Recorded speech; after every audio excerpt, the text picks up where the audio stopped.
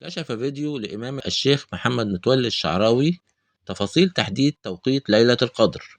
وقال الإمام الراحل الشيخ الشعراوي إنه عندما كان يعمل أستاذا للشريعة في المملكة العربية السعودية، حدث نقاش بينه وبين علماء مصريين وسعوديين حول توقيت ليلة القدر.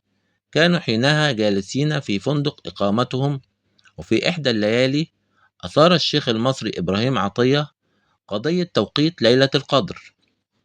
وأضاف الشيخ الشعراوي إن الشيخ عطية قال إنه كان يقرأ في القرطبي حول توقيت ليلة القدر، وقرأ حديثا عن رقم 7، وأن سيدنا عمر بن الخطاب سأل سيدنا عن ابن عباس عن موعد ليلة القدر، فقال له ابن عباس: ظني إنها ليلة 27 من رمضان، وذلك لأن الله خلق السماوات والأرض 7، وخلق الإنسان في 7 مراحل، وأنزل له مقومات الحياة في 7 دفعات، ويعتقد أنه بناء على الرقم 7 وقول الرسول: التمسوها في العشر الأواخر، تكون ليلة القدر في ليلة 27.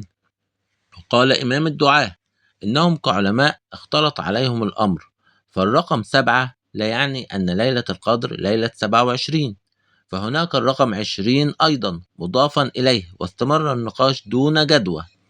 مضيفا حينها دعانا الشيخ المصري محمد أبو عارف، وكان حاضرا الجلسة، لصلاة ركعتين في الحرم النبوي الشريف، وبرر ذلك بسابق قول الشيخ الشعراوي لهم إنه إذا اختلط عليهم أمرا فعليهم أداء ركعتين في الحرم الشريف.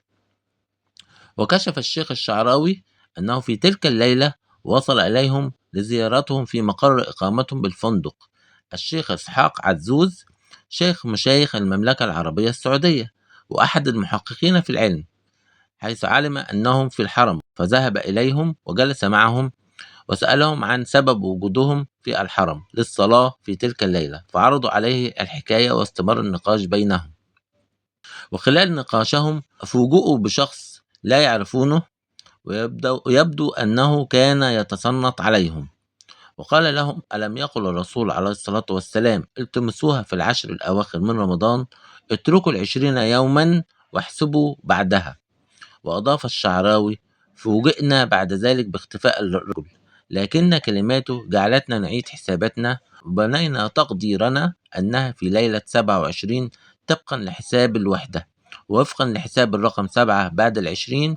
وختمنا بالقول: وفوق كل ذي علم عليم.